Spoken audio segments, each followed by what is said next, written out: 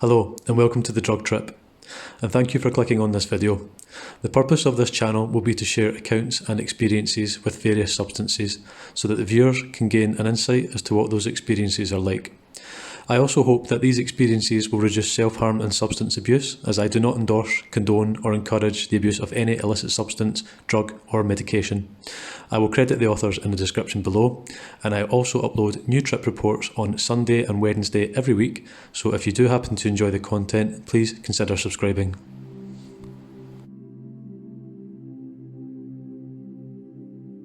For a few weeks prior to my first mushroom trip, I was extremely excited to try them. I was getting bored of weed.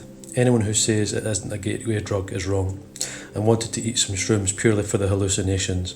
A few of my friends said not to expect anything, but I was hoping for the best. I bought the mushrooms on the weekend of some carnival thing that comes to my town, and all the kids are either high or tripping, and all the adults are drunk.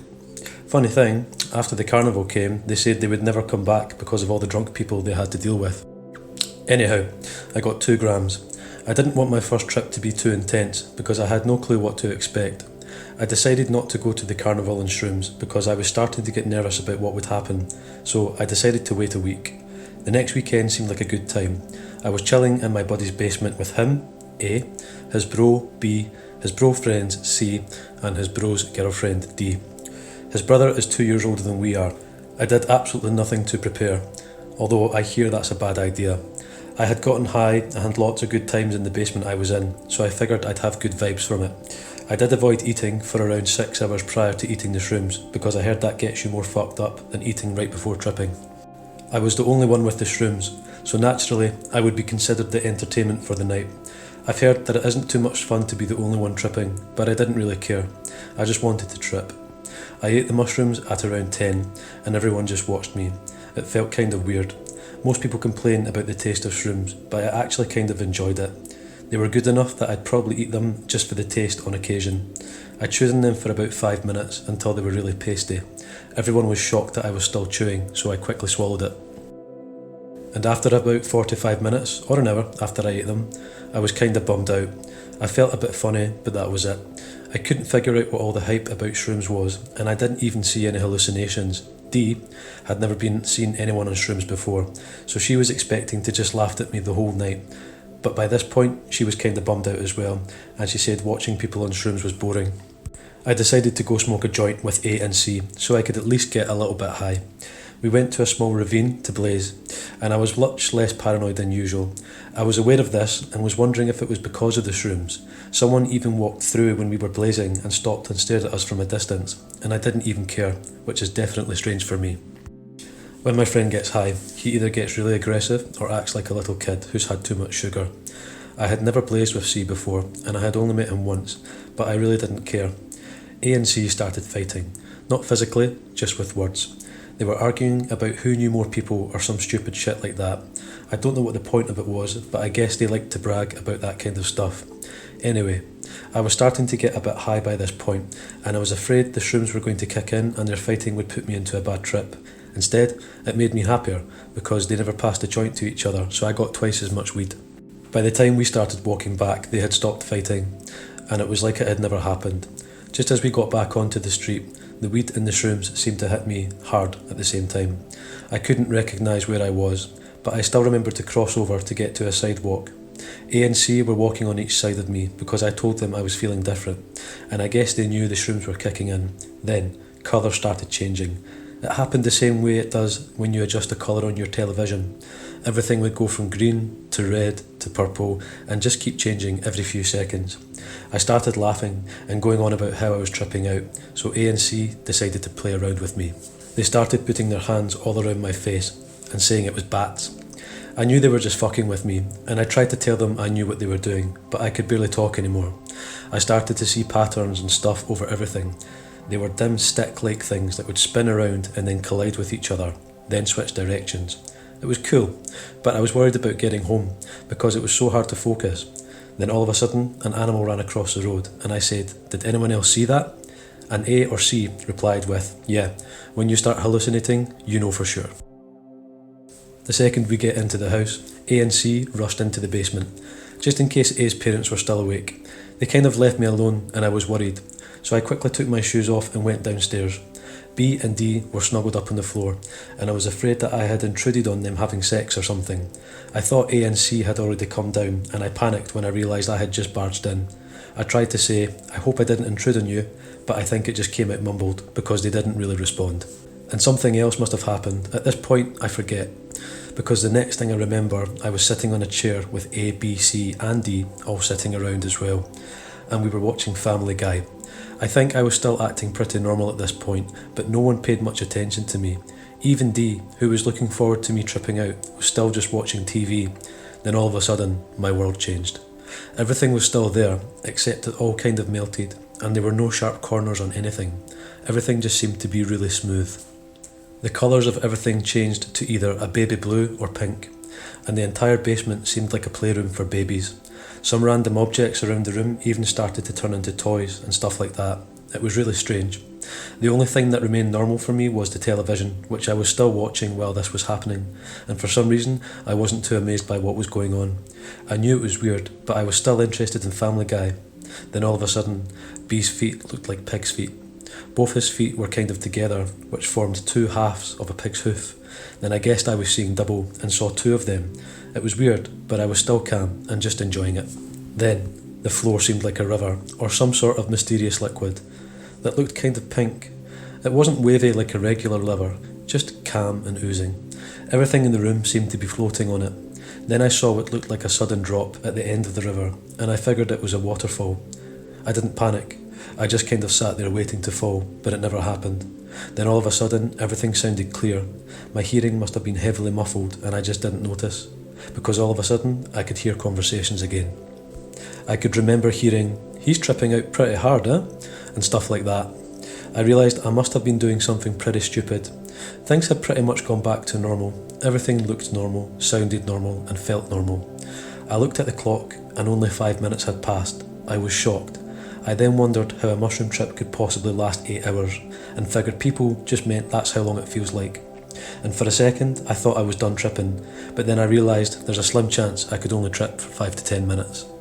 I tried to talk again, but just mumbled, and then Dee said something like, "I heard one person on shrooms can communicate with another, and they can just talk to each other by mumbling." This made me really want another person to trip with, and all of a sudden I felt kind of lonely, being unable to communicate with the outside world. So I looked over at C, who was staring at me, and he asked how I was doing, and I tried to respond with, "Awesome, man," which was mumbled, but I think he understood. I was actually feeling a bit tired, so I decided to rest my head on my hand, but I quickly pulled away when my hand felt like it had melted into my head. As I pulled away, it seemed like my hand was stuck to my head, and it was some sort of liquid goo stuff that stuck to everything when I touched it. I kept touching my face with my hand and pulling the goo out and letting it snap back into its original place. This was a really weird feeling that is kind of hard to explain. Anyhow, after I started melting, I actually felt like I was melting in a downward diagonal direction, and apparently I was moving into a big heap like I was actually melting for real. It was really funny, and after doing this for what seemed like 20 minutes, I kind of went back to normal again. This time everyone sounded far away, and it felt as if they were nowhere close to me, and all of a sudden everything went in slow motion. I would tell my hand to move, but it seemed like to be moving with a second delay. After a few minutes of this, I started laughing really hard, to the point where I closed my eyes, and this got everyone's attention. I saw crazy patterns when my eyes were closed. I can't really remember them, but I remember they were moving around frantically. I felt like I was leaving the world and getting deeper and deeper into these visuals. All of a sudden, I panicked for a second or two. I didn't want to lose control, so I fought it, and then I snapped out of it. Then I decided it was alright to let myself go, so I just closed my eyes again. I'm pretty sure everyone was watching me at this point, but I couldn't care less. I went back to the visuals, and went further and further into them until they became reality. I had read that it was bad to fight the drug and just go with it. This was surprisingly easy, as I imagined it to be quite difficult. The visuals then became 3D. I still don't remember what they created, but it was quite amazing. I had become one with them, and I was completely forgetting who I was, or even what being a human was. I forgot about life, death, shrooms, everything. All of a sudden, I heard laughing, and the visuals returned to 2D. I was back in the real world again, in every way except visually. I forgot what everything looked like, and I had forgot how my eyes were closed. It turns out D was laughing at me because I was making strange movements. Then all of a sudden, I remembered what the world looked like, and I could see the room from an overhead view with my eyes closed. At this point, I'm not sure if my eyes were closed or not, but either way, the image was extremely clear. I could see myself sitting in the chair, and everyone else around me was watching. Then all of a sudden, the image broke apart into separate 3D cubes, which separated about a foot from each other, and in between them, there was complete nothingness. I could feel spaces between the cubes where my body was, and my body was separated into about 20 different pieces, which felt amazing. I had heard about seeing things like this in shrooms, but not actually feeling them. I was scared, impressed, and amazed at the same time. Then all of a sudden, I hear people saying that I was completely gone, because my eyes were closed. I wanted to see reality again, so I fought to open them, and eventually succeeded. I assumed everyone was watching me, but they were still watching Family Guy. D realised that I was back to reality, so G just looked at me and laughed. I figured that I had put on quite a show. A, B and C had all done shrooms themselves, and B and C have done many more drugs than I have even seen, so all three of them weren't paying too much attention to me. I guess it was an everyday thing for them. My memory is kind of hazy about what happened next, but I'm pretty sure I just experienced the melting thing again for another half an hour or so. The next thing I remember, it was 12. B and C were going to take D home and then come back. They asked if I'd like to come, but I really wasn't looking forward to a walk, so I turned it down. Plus, in the state I was too afraid to even stand up. I don't know what this melting feeling would do to me, so I turned the walk down, which got C pissed off. So he started calling me a pussy and other shit as he walked out of the door. At this point, it was just me and A. He had his high pretty much worn off at this point, and he was kind of burnt out. I knew that you can't sleep in shrooms, but I can't sleep when I'm burnt out either, so I knew I was going to be up the whole night either way. I was burnt out and went to lie on the couch. C came back after what seemed like a few seconds. I figured time just went really fast, but it turns out he didn't even go for the walk and just decided to chill with us for a bit. He yelled at A for going to bed and leaving me tripping the whole night by myself, but I told him it didn't matter. I had no problem tripping out alone. Right after I said that, C passed out on another couch, leaving me alone, so I pulled up a footrest and lay on the chair and tried to sleep, even though I knew I wouldn't. All of a sudden, I felt myself travelling through dimensions. I was travelling through symmetrical realities, really difficult to explain, but let's just say it felt really cool. I found one reality that seemed to fit me best, even though they were all the same, so I left it there. After my high had worn off a bit, this was about the third or fourth hour in, but my mind felt really tired, so I wasn't too devastated. All of a sudden, I felt a feeling that I thought was happiness.